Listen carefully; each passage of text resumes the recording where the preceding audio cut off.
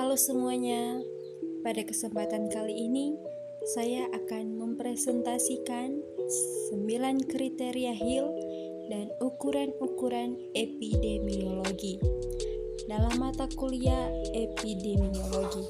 Namun sebelumnya, saya akan memperkenalkan diri.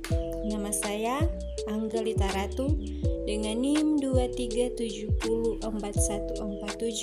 kelas D dari Program Studi Ilmu Kesehatan Masyarakat Fakultas Keolahragaan dan Kesehatan Masyarakat Universitas Negeri Manado. Yang pertama adalah latar belakang. Kriteria Hill adalah seperangkat 9 prinsip yang digunakan untuk menilai kekuatan asosiasi antara paparan dan penyakit. Kriteria ini dikembangkan oleh Sri Austin Bartford Hill pada tahun 1965 dan telah menjadi alat yang penting dalam epidemiologi sejak saat itu. Ukuran epidemiologi adalah alat statistik yang digunakan untuk mengukur kekuatan dan arah asosiasi antara paparan dan penyakit. Berikutnya ada 9 kriteria Hill. Pada tahun 1965, ahli statistik Inggris Sri Austin Bartford Hill mengusulkan 9 kriteria untuk memberikan bukti epidemiologi tentang hubungan sebab akibat antara dugaan penyebab dan akibat yang diamati. Misalnya, ia menunjukkan hubungan antara merokok dan kanker paru-paru. Daftar kriterianya adalah sebagai berikut. Pertama, ada kekuatan. Keterkaitan yang kecil bukan berarti tidak ada efek sebab akibat. Namun, semakin besar keterkaitannya, semakin besar kemungkinan terjadinya efek sebab akibat. Kedua, ada konsistensi. Temuan konsistensi yang diamati oleh seorang berbeda di tempat berbeda dengan sampel berbeda memperkuat kemungkinan terjadinya efek. Ketiga, spesifitas. Kemungkinan penyebabnya terjadi jika terdapat populasi yang sangat spesifik di lokasi tertentu dan penyakit tertentu tanpa kemungkinan penjelasan ini kemungkinan terjadinya hubungan sebab akibat.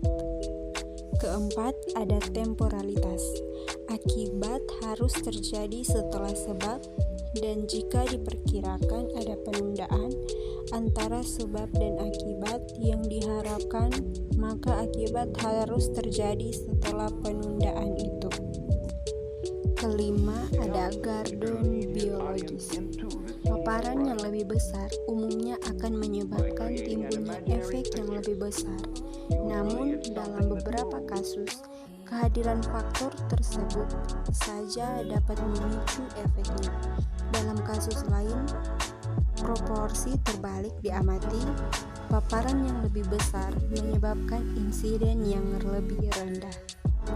Keenam, ada masuk akal. Mekanisme yang masuk akal antara sebab dan akibat sangat membantu, tetapi Hill mencatat bahwa pengetahuan tentang mekanisme tersebut dibatasi oleh pengetahuan saat ini. Ketujuh, ada koherensi. Koherensi antara temuan epidemiologi dan laboratorium meningkatkan kemungkinan terjadinya dampak.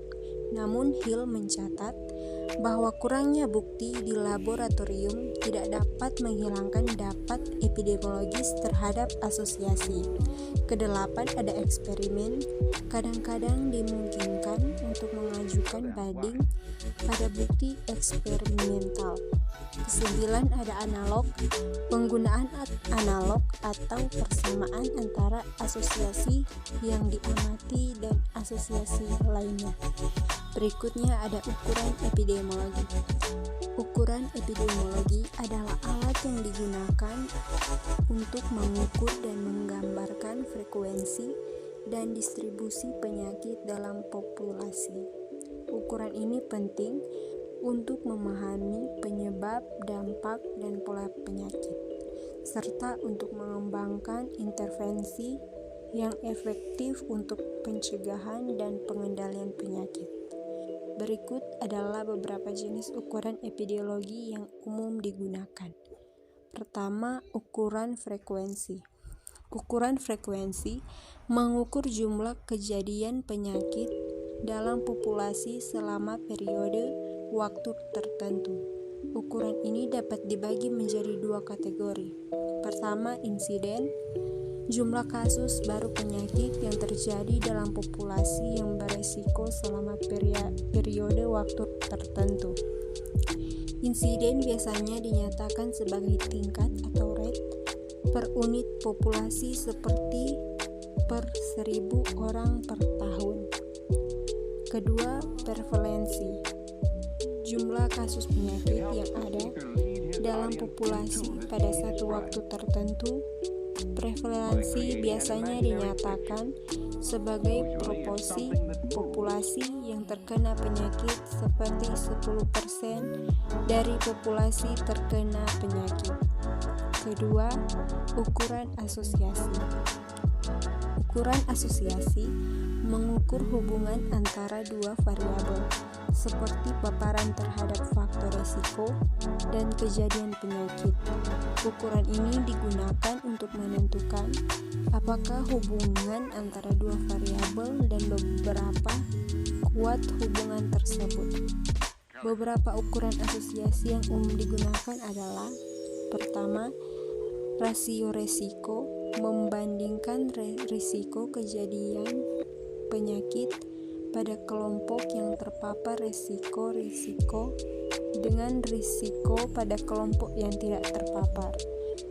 Kedua, odds ratio membandingkan peluang kejadian penyakit pada kelompok yang terpapar faktor risiko dengan peluang pada kelompok yang tidak terpapar. Ketiga, regresi logistik, model statistik yang digunakan untuk memprediksi probabilitas kejadian penyakit berdasarkan paparan terhadap faktor risiko dan variabel lainnya. Ketiga, ada ukuran dampak. Ukuran dampak mengukur dampak penyakit pada populasi. Ukuran ini dibagi menjadi dua kategori. Pertama, mortalitas, jumlah kematian yang disebabkan oleh penyakit dalam populasi selama periode waktu tertentu. Mortalitas biasanya dinyatakan sebagai tingkat per unit populasi seperti per 1.000 orang per tahun. Kedua, ada morbiditas, jumlah kasus penyakit yang terjadi dalam populasi selama periode waktu tertentu. Morbiditas biasanya dinyatakan sebagai tingkat rate per unit populasi seperti per 1.000 orang per tahun. Penting untuk dicatat bahwa pemilihan ukuran epidemiologi yang tepat tergantung pada pertanyaan penelitian yang ingin dijawab. Ukuran epidemiologi harus diimplementasikan dengan hati-hati. Dengan mempertimbangkan keterbatasannya, ukuran epidemiologi dapat digunakan untuk menginformasikan kebijakan dan program kesehatan masyarakat. Dan terakhir ada kesimpulan, kriteria Hill dan ukuran epidemiologi adalah alat penting untuk memahami hubungan sebab akibat dalam penelitian epidemiologi dan untuk mengukur dampak penyakit pada kesehatan masyarakat. Dengan memahami alat-alat ini, kita dapat membuat keputusan yang lebih tepat tentang cara mencegah dan mengendalikan penyakit. Terima kasih.